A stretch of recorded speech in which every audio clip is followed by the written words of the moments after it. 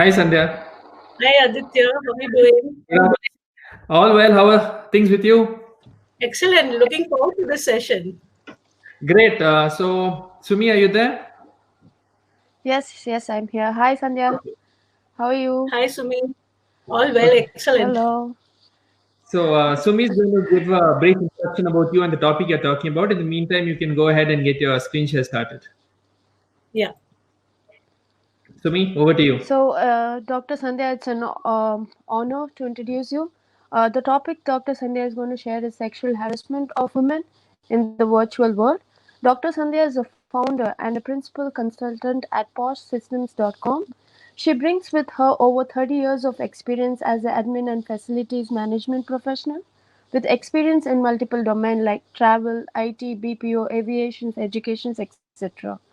She retired as Director, Administration and Facilities for Accelya Kale Solutions Limited in Feb 2019. Dr. Sandhya is a qualified Master of Laws. She has an executive certification in sexual harassment prevention and workplace diversity from the National University of Juridical Science and a certificate course in prevention of sexual harassment at workplace law and beyond basic and advanced level from Maharashtra State Commission for Women. She has participated in multiple panel discussions on travel, ergonomics, and facility management in various forums. Dr. Sandhya is also founder member in Rotary Bravehearts and leads the POSH project in Rotary Bravehearts. Thank you, Dr. Sandhya. Over to you. Over to you. All the best, Thank you. doctor. Yeah. Thank you so much, Aditya. And thank you, Rocheston, for inviting me for this session. Now, before I proceed further, I'm going to tell you stories, right? And these are stories, some of them I have experienced, some have been experienced by others, but all of them are true stories. So good morning, ladies and gentlemen. Let's begin with a Me Too story. On 16th of October 2017, actress Alyssa Milano put out the tweet suggested by a friend, if all the women who have been sexually harassed or assaulted write Me Too as a status, we might give people a sense of magnitude of the problem. She added, if you've been sexually harassed or assaulted, type #MeToo as a reply to this tweet. After that, she went to sleep. Next morning, she woke up to find 55,000 replies to her tweet, and her tweet was trending #1 on Twitter. That, my dear friends, showed the magnitude of the problem. The Me Too movement went on to showcase that sexual harassment is a global problem. Rest, as you know, is history. Prior to COVID, we attended offices. The physical workspaces created a formal atmosphere. We worked, attended meetings, met clients, completed our work, and returned home. Our home was our haven, where we could relax with our family, meet friends, spend time pursuing our hobbies and passions. So with the onset of COVID and the lockdown, things changed. So what happened? Companies struggled with issues like building up remote working capability, providing digital infrastructure to employees, cybersecurity, etc. In most cases, there were no ready guidelines on how work from home should function in an organization. What about the families? For families, it meant everyone stayed at home. There was no house help available. The household chores had to be managed by the family. The major share generally fell on the woman of the house. Kids were asked to attend online classes, so she had to help them to get used to it. The spouse also worked from home, so she had to cope up with her own professional responsibilities. So now you have a situation where you have the spouse and the kids at home, no house help, plus additional work. All these factors led to a lot of mental stress and anxiety. Women worked from home and attended online audio and video meetings when required. So what was the impact of working from home? Virtual video meetings allowed our colleagues, bosses, customers to peep into the intimacy of our workspaces at home. They could see the family members, the kids, your home. Your privacy was affected. Women frequently found themselves under the glare of the camera, be it on Zoom, WebEx, or Teams. Work-related responsibilities started encroaching on the family time. Now, coming to the point of sexual harassment. So, where can sexual harassment occur? It can occur at the workplace during the course of your employment, which is in physical, in real life or virtually. It can also occur in your personal life, again in real life or virtually. Today, we will focus on virtual sexual harassment. So what are the elements for an act to be considered as sexual harassment at the workplace? In India, we have a separate law which deals with this. It is called as Sexual Harassment of Women at the Workplace, Prevention, Prohibition and Redressal Act 2013. As it stands, the act is not gender neutral, only women can complain. Though I am quoting this definition, which is as per the act, the definitions are more or less similar in the laws in other countries. So for any act to fall under the definition of sexual harassment at the workplace, it needs to satisfy three criteria. Number one, it should have a sexual undertone.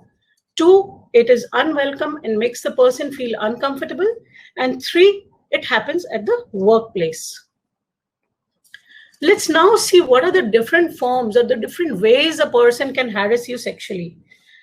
Number one is physical touch. So unwelcome sexual advances, coerced, unwelcome touching, pinching, kissing, stroking, massaging, fondling, or even spanking. The second one, showing pornography. So an example would be sending explicit pictures on email or on WhatsApp, or even watching porn on your laptop or on your phone in office, knowing that there are women nearby. The third one, demand or a request for sexual favors, where the harasser specifically asks for sexual favors. Let's go away on the weekend. The fourth one, making sexually colored remarks, which means passing graphic remarks. The fifth one, any other conduct, physical, verbal, or non-verbal conduct of a sexual nature. Now, this could be leering, winking, staring, stalking, whistling, making gestures of a sexual nature. So we've now understood, the different ways somebody can harass you sexually. Let's now look at what are the different types of sexual harassment. The first one is quid pro quo. It's a Latin term which means this for that. You do this for me, I will do that for you. Simply put, it's an exchange. If you grant me sexual favors, I will see that you're compensated. This compensation could be a promotion, benefits, assignment to important projects, or continuation of employment. So if a person grants sexual favors, the person gets, favorable treatment. For example, let's go away for the weekend. We can discuss your appraisal there. Or detrimental treatment. If you don't agree to the sexual favors, there is a repercussion. Maybe a poor appraisal. Or the threat could relate to a current employment. For example, not confirming a person after probation despite satisfactory performance, firing the person, or it could relate to future employment, where the hiring manager tells you that he has shortlisted you, but he needs some sexual favors to take a decision to hire you. The second type of harassment is called as hostile environment. Hostile environment consists of conduct which creates an offensive work environment or makes it derogatory for a woman by reason of her gender. For example, obscene posters or graffiti displayed on the softboard, or two men discussing the weekend in sexually explicit detail in the presence of women, which is making them uncomfortable. Supervisor yelling more loudly and more often at women than at men. Harassment from colleagues due to your sexual orientation. So a hostile environment can affect you. It can also affect your co-workers. So in order to prove hostile environment, you need to show that sexual harassment is frequent and severe, and that it creates a toxic environment which affects your ability to work. So now you've understood what are the ways, forms of sexual harassment. You've also understood what are the types of sexual harassment. Now let's look at virtual workplaces. What happens, in virtual workplaces? How does sexual harassment happen in virtual workspaces? So a sales professional of a company, a sales professional, she's working in a multinational company, says, I dread the weekly calls with my boss. He asks me to adjust my camera and says, I can only see your face. He always insists on a full body visual, making me feel as if my body is on display. I hate it. I feel intensely uncomfortable. Or you have another situation where a woman complains that at times her colleagues are inappropriately dressed during virtual meetings. It makes her feel very uncomfortable. One woman received a video call request from her boss at 11 p.m. for an urgent matter. When she answered it, she found he was drunk and there was nothing really important to discuss. He was just using work in order to have a video chat. Let's look at some more examples. Passing inappropriate comments during a video chat or on a call, sending messages requesting sexual favors or broaching inappropriate topics, trying to build rapport by sharing inappropriate jokes, seeing a poster on the wall behind your colleague with provocative content. He's got a picture of a woman in the bikini on the back where he's sitting. Using inappropriate emojis and chats, even though they look innocent. Virtual messages sent to some workers containing explicit photos of you. Let's look at some more examples. Inquiring about what a woman is wearing. So what are you wearing? Or putting her on spot by asking questions about her personal life. Stalking her on social media, repeatedly sending friend requests despite the request being rejected. Or sending private messages or emails that contain sexually explicit content and images. Or discrimination against you at the workplace due to your sex or gender. So have you experienced any of this? Have you complained? Maybe yes, maybe no. So why is it that women don't complain? You feel uncomfortable with the behavior, but you're not sure that it would classify as sexual harassment. You're not sure. You don't know whether it would fall under the sexual harassment definition or not. You don't believe it's actually happening, or you dismiss it as not being too serious, or you doubt people will believe you. You feel embarrassed. Even if you complain, nothing's going to happen. Or you feel it's going to reflect badly on you. You're afraid of retaliation. You could be fired or ridiculed by other team members. Of course, you think you can handle it on your own. You don't want to be labeled as a troublemaker, do you? You don't want to get your coworker into trouble. Maybe he really didn't mean to harass you. So many people have lost their jobs. You could lose your job if you complain, and you really can't afford to lose your job in the current scenario. So if you've experienced any of this, what are the steps that you could do? You could take. One is tell the person that you're not comfortable with his behavior. Ask him to stop. If you feel afraid of talking to him or confronting him directly, ask your friend to tell him, or maybe go to HR and let HR tell him. But if it still doesn't stop, then start documenting the incident of harassment that takes place. Save any memos, letters or emails that are related to the harassment, keeping in mind the employer's confidentiality and proprietary information guidelines. Document all negative actions and not just the harassing conduct. For example, keep track of any poor performance reviews, demotions, title changes, or similar events, maybe being removed from an important project without valid reason. Gather screenshots of the person if dressed inappropriately, or screenshots of chats, comments passed, if any. That's how you're going to build up your case. Now, what are you going to write in your complaint? You'll write down what happened, where did it happen, When did it happen? With whom did it happen? What was the relationship between the two parties? Do you have any evidence?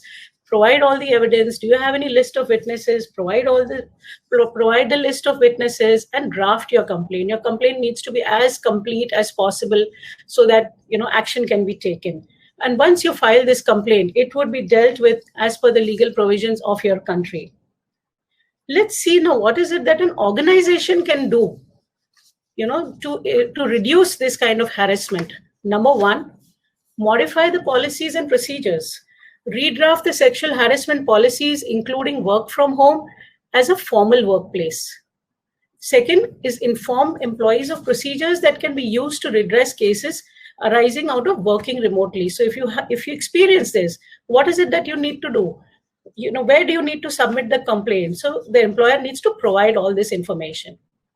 Secondly, the employer also needs to include a clause relating to zero tolerance of sexual harassment in the employment contracts, in the third-party contracts, in the client contracts. This is needed so that all the parties are aware that the company has a zero tolerance to sexual harassment, and anyone indulging in that will be acted upon under the provisions of the law. What more can an organization do? The organization can conduct sensitization sessions for all the employees and the staff. It should include do's and don'ts when interacting with employees in a work from home scenario. What is the decorum to be followed? Use of appropriate language, dress code to be observed, the use of camera, specifically not insisting that a woman colleague switches on her camera in a one-to-one call. It's also important to define the time period during which it is appropriate to send messages. Also, the organization can conduct webinars, run short videos and infographics to explain what is appropriate and inappropriate behavior in the context of a video call. Keep the conversation limited to work. Plus, we need to be time sensitive when working with people in different countries. Multinational companies work with people in different geographies. So if you're going to be interacting with colleagues from those countries, it's important to undergo cross-cultural sensitization and to know the laws relating to sexual harassment in those countries. Now that we've understood, workplace-related virtual sexual harassment, let's now look at non-workplace-related virtual sexual harassment. So internet and social media have become a part of our lives, a necessity, almost like food, clothing, shelter. However, it can bring its share of sexual harassment too. Let's look at them. Today, we are going to talk about morphing, sexting, image-based sexual abuse, commonly called as revenge porn, and cyberstalking. We will also look at some more scams that happen on the internet. Let's look at the first one, morphing. You've seen challenges which are being posted on social media. One of the days there was this challenge put up. Celebrate your Indianness. Post a full-length picture of yourself in a sari and tag 3 friends asking them to do the same. So the scammer is a person who is a friend of the woman on the social media website. He gathers all these images, and in morphing, the scammer will take these pictures and superimpose them on nude pictures, making it appear that it's a nude picture of that person. Such pictures are then used to extort money or defame or abuse sexually, or can also be used to create fake profiles for various scams. Let's come to sexting. Sexting is sharing of sexually explicit material. A girl may take sexually explicit pictures of herself and share it with her boyfriend, or she may take them and someone else may share them against her will, or she may neither take them nor share them. This generally happens among youngsters and college students, and the girls may agree to clicking such pictures due to peer pressure. These pictures can later be misused for sextortion or blackmail or defaming someone in any other way. Let's look at image-based sexual abuse or revenge porn. You may want to check out the story of Nika Allen on YouTube. On 1st of Jan, Nika woke up alerted by a message on Twitter. She found a nude picture of herself posted by her ex-boyfriend. And she had almost about 785 followers. So you can imagine what she felt, what a state of shock. She felt ashamed, vulnerable. Her privacy had been violated and she really didn't know what to do, though she complained to the police. It was extremely embarrassing for her. She was a victim of revenge porn. We had a session by Kathy yesterday on this topic. So the term revenge porn is a misnomer, since it may not happen only for revenge, but may happen for blackmail and extortion, controlling a person to obtain sexual benefits, for voyeurism, to extort money, to build up their own social status by demeaning others. Let's look at cyberstalking. Cyberstalking is the use of technology to stalk an individual, the purpose being to harass, annoy, frighten, attack, control, threaten, or verbally abuse individuals. And it can happen in various ways. I recently saw a video on how the mobile phones can be tampered with. The man requested a woman in the audience to hand over her mobile phone for a minute. After a minute, he returned it. Then he went on to demonstrate how he had complete control over her phone. He could access the photos, see all the messages, contact list, location, etc. Imagine what a scammer can do if he has access to this kind of data. He can create havoc in your life. He can use it to control you, blackmail you into doing things you don't want to. There's a well-known case of Christine Pratt and Patrick McKeowney, which is on cyberstalking. Maybe you could have a look at it on the YouTube. The stalker stalked her and threatened to kill her, and she went through a very, very harrowing time. She was subsequently caught and sent to jail. So many a times you may have other scams which begin with requests like these. So what do you see common in all these requests? You can see there are 4, requests, Facebook friend requests, which have been posted here. I have received all of them in the last 1 or 2 months, and I have saved them just so that I could show them to you when I was speaking today. Of course, for the sake of confidentiality, I've removed the photographs and I've removed the names, but this is what you see. These are all fake profiles. So they are friend requests from fake profiles. They generally have, very, very limited number of friends, common friends. They have limited number of photographs. Here, if you see, all of them are originating from UK. I don't know why. And they are generally self-employed, or they work in the construction industry or the oil and gas industry. So these are the kind of requests that you receive. There are other scams. One is the advance fee fraud, military romance scam, catfishing, intimate activity scam, fake dating or on matrimonial websites or deep fakes. All these scams may involve extortion, coercion, or sexual harassment. And that is the reason why I'm going to share this with you. Let's look at the first one, the dating scam. Now, these scams start innocently enough. The person will contact you either on the social media website, or he will send you an email and say, oh, we were in college together, or we've met somewhere before, or may create a very fake, appealing profile so that a person is prompted to reach out and begin a conversation. So once the scammer has you hooked, then there is no limit to what he can do. You have another one like this, where it starts in the same way. He builds a friend, sends you a friend request, gets friendly to you, builds up strong bonds, and which may go on for weeks. And then he accelerates the process. He offers you a huge volume of compliments and kind words, and you just enjoy hearing all of it. And he also shares intimate details of his own life. I've never shared this with anyone else. I'm only sharing this with you. And you sort of start feeling more close to such a person.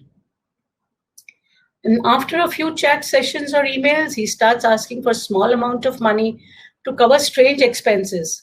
Probably he's stranded in a foreign country, or he has a family member in a medical condition in the hospital. He needs some money, or he's just been robbed and he needs you to wire transfer the money to him as soon as possible.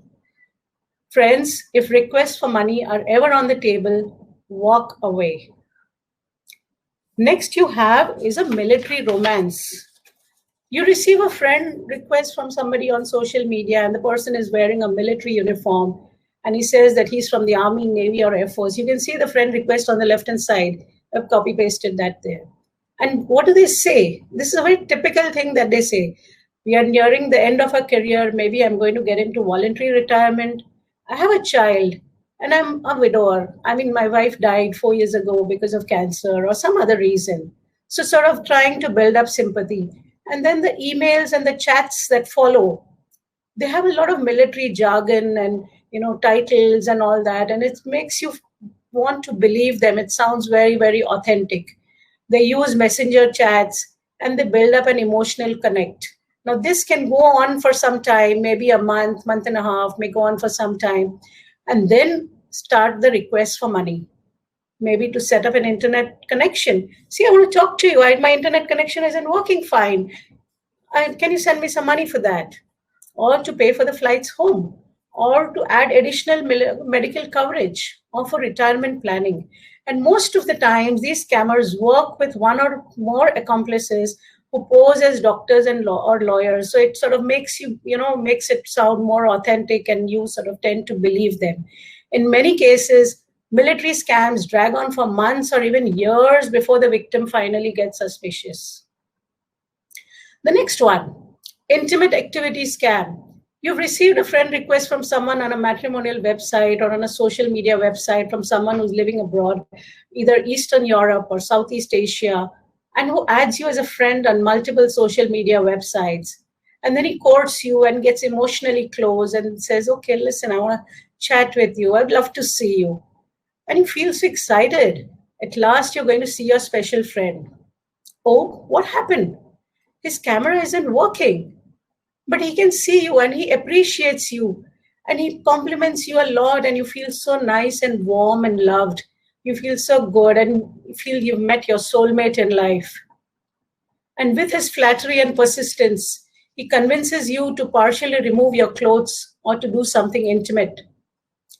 He then reveals his true identity and claims to have made a video recording. He threatens to share the video with your mutual friends or post the recording online unless you send him money. And once you do that, the cycle begins. Demands increase until you finally refuse. Let's look at another story which happened on social media. He sent me a friend request and he looked like an innocent guy with an innocent face. And he said in the past, I used to work in the bank. And I was a VJ on the TV, and he gave me the channel on which he was on. And fantastic singer. He stays in India, in Jaipur. He says, I handle events.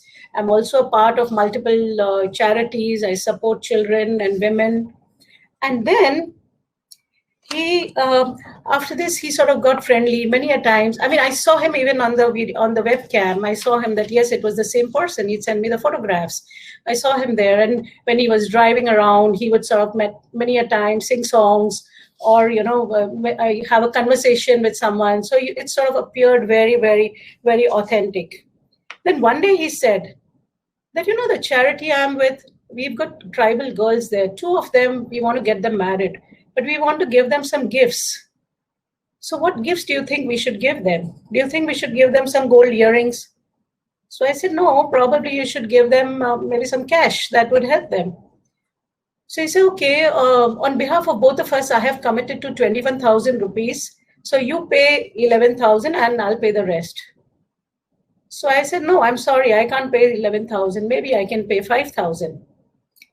And then 2 days later, he called me saying, could you transfer the money now? So I said, no, I changed my mind. I don't want to do it. And he started arguing and says, you committed, so you have to pay. I disconnected the call and blocked him on social media. I was almost a victim of catfishing. So what is catfishing? You meet someone through a dating website or a chat room and you get to know them and the bond builds up quickly. Now, in catfishing, the scammer will use the identity of a real person. He will use a real person's name. However, the photographs are his own, or the number that he's using is his own.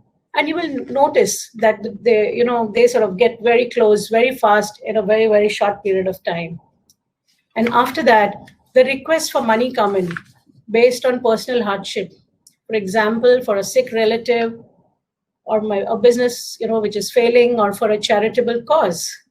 So if you receive any of this, when you find any of this happening, scrutinize any online relationship that develops too fast, and never give money to someone unless you have a relationship with them offline.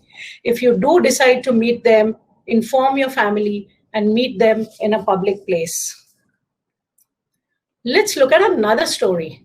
This happened on Facebook. So it started with a simple request on Facebook to connect, and Megha accepted Mark's request. And soon they started chatting on Messenger. And Mark told Megha that he has a 7-year-old daughter and his wife died of cancer 4 years back. And then he said, I like you. I want to get friendly to you. And I would like to come and settle down in India. So he says, Megha said, where do you want to stay? So he says, no, you suggest. And she said, probably Goa would be a good option because there are lots of foreigners who stay in Goa. So he said, okay, that sounds good. So let me plan out. I'll plan out a trip, in the next month. But before I do that, I would like to send some money so that, if I need to buy the property, the money is available and there is no delay because of that.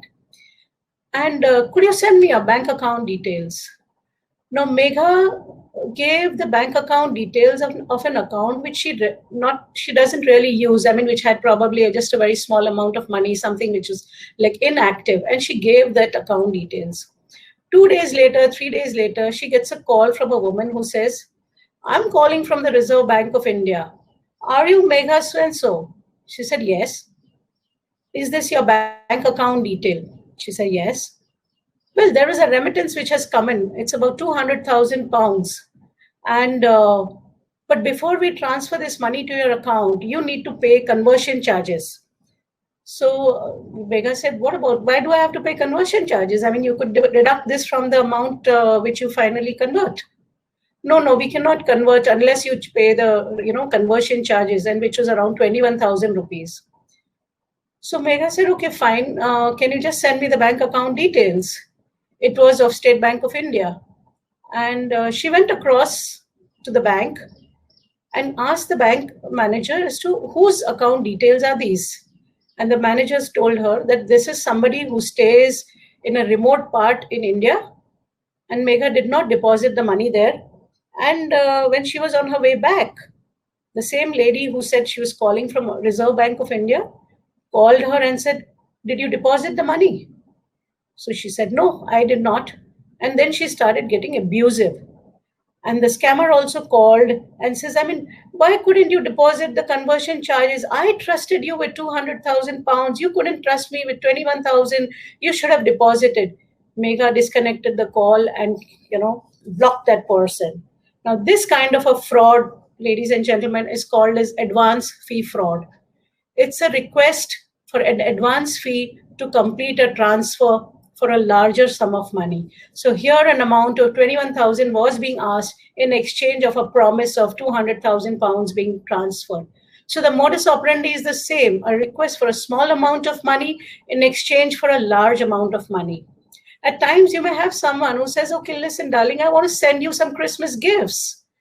And he sends you pictures of a laptop, a gold watch, a gold chain, and says, okay, I'm going to send this to you. Can you let me have your address?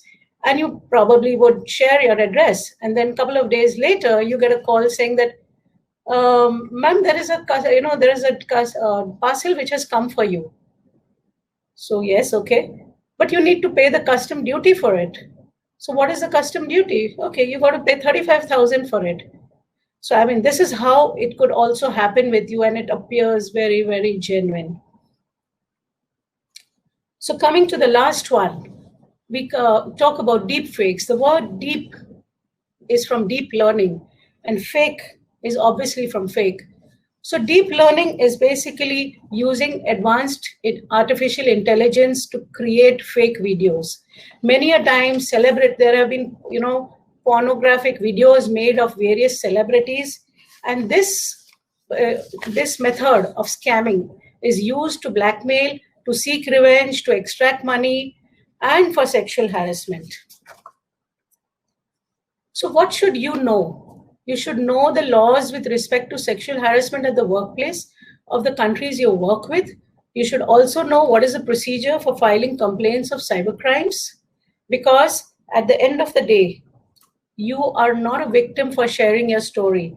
Do not allow yourself to be a victim of sexual harassment. Share your story, because, in the words of Alex L., you are not a victim for sharing your story. You are a survivor, setting your world on fire with your truth, and you never know who needs your light, your warmth, and raging courage. I'd like to end by saying thank you very much, Rocheston, for inviting me for this conference. Thank you, audience, for being such a patient audience and listening to me. And my special thanks to 4 people who helped me out: my daughter, Dr. Sandya Advani, my friend Shweta Chawla, Company Secretary Pradnesh Kamath, and my friend Amit Farke. Thank you so much. Thank you, Doctor, for that really, I would say, in-depth, in-detail speech about the different kinds of harassment that women face. Now, we have a couple of questions. I'll start it off. I think initially you mentioned the sexual harassment law in India, especially for women. Yes. Now, from what I understand is, in the law, it states that within a report has to be filed with the Internal Complaints Committee or whatnot within a time frame of 3 months from the incident. Now, there are cases where a woman is possibly working for a boss who has harassed her and doesn't make a complaint because she's afraid of what he might do. And after 3 months, she gets transferred out or he gets transferred out and she's able to make the complaint. In those cases, since the 3 months duration has passed, what options are open to the woman?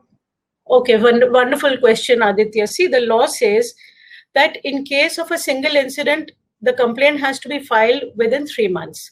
In case of within 3 months of the incident. In case of multiple incidents, it has to be filed within 3 months of the last incident.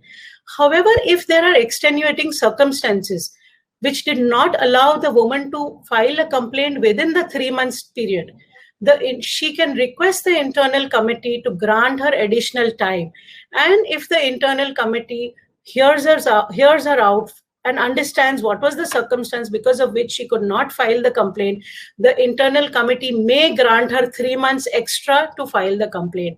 So in this case, she needs to go and tell the internal committee that this was the reason why I could not file it. Now, because this person has been transferred, I am able to file it, and they would give her time to file the complaint. Okay, thank you for that. The next question is, how about banning videos of women and replacing them with avatars? Like when you start doing video calls and all, it really isn't mandatory anymore to have your video on for internal work calls. Audio is good enough, and if they insist, is it a feasible idea to replace with avatars? Because technology is advancing right now where you can have cartoon images or avatars of yourself and just have your voice over there. Yeah, sure. I mean, that's a very good idea. I mean, that's something that the companies should implement so that, women don't get harassed. But this is as far as, when you're seeing it, but that really doesn't stop a person from sending out emojis or sending out, sexually explicit pictures or something. I mean, the phone, you still have the phone. You can send it out through that. So, Okay. I mean, something that they could do, but that will not be adequate enough to get rid of this, problem of sexual harassment. Okay, thank you so much, Dr. Sandya. I think we are done with the questions. Thank you so much for joining us today and coming and giving us your views about all of the different types of harassment that women face in the workplace and some of the tips that women need to follow in order to protect themselves and be a lot more aware in the workplace. Thank you so much, Doctor, and be safe. Thank you very much. Thank you so much.